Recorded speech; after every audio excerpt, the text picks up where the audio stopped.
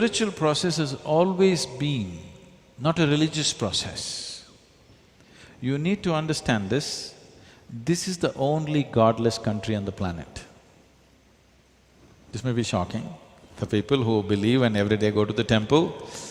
You need to understand this, we have 33 million gods and goddesses because we understood the technology of God making.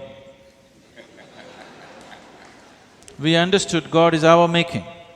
So if you want, you can make the tree in your garden a god. If you want, you can make a rock into your god. If you want, you can make your mother into your god. If you want, you can make your cow into your god. Anything you want, you can make it into your god.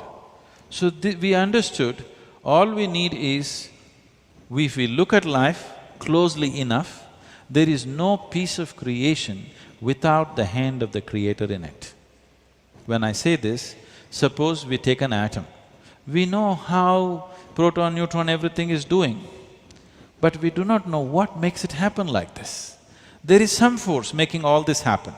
Now if you as much as eat a banana, this banana becomes a human being over a period of time within yourself. There is an intelligence which is making this happen. This intelligence, which we call as the source of creation, this source of creation is in every piece of creation. If you recognize it, well, an atom could be your god, an ant could be your god, an elephant could be your god, anything. Because we understood this, we went on creating.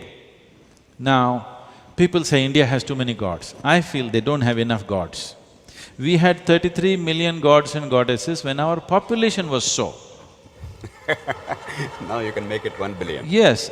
Since then, because of external invasions and things, they made you feel ashamed of your gods, you stopped being creative. If you had 1.2 billion gods and goddesses, if every one of you actually you have this option, there is something called as Ishta Devata.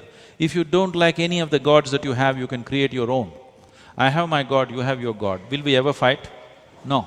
Only if my god has a following of 100 people, now we are going to fight.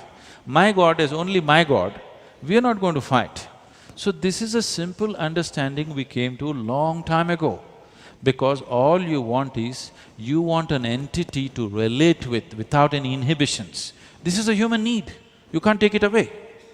People want an entity with which they can relate without any inhibition.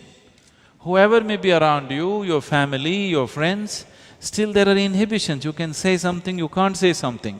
You want somebody with whom you can be just yourself. This is a fantastic therapy for you and it works wonderfully well.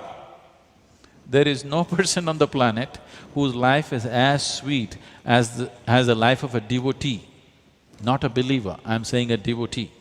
Because in devotion, he finds he's so sweet, his life is beautiful for himself and he will never do anything beyond that. His sweetness will anyway spread. So the important thing that we need to understand here is, we are always thinking, the way we are creating things in our mind is more important than the Creator's creation, which is a completely wrong thing, because this intelligence itself comes from Creator's creation. Now, who is the Creator?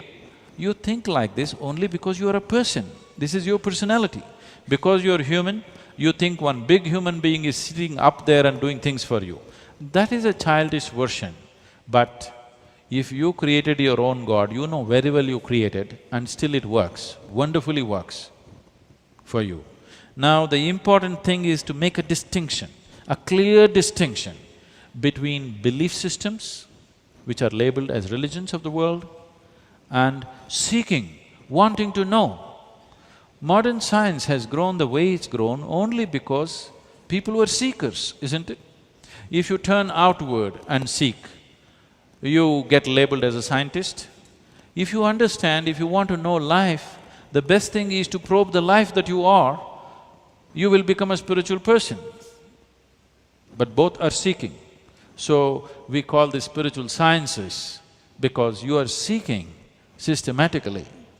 You are not assuming anything. This is needed. Because we fight because we've assumed, isn't it? It's our assumptions which are quarreling. The fight is never between good and bad, though people would like to project like that. The fight is always between one man's belief versus another man's belief. religious or otherwise.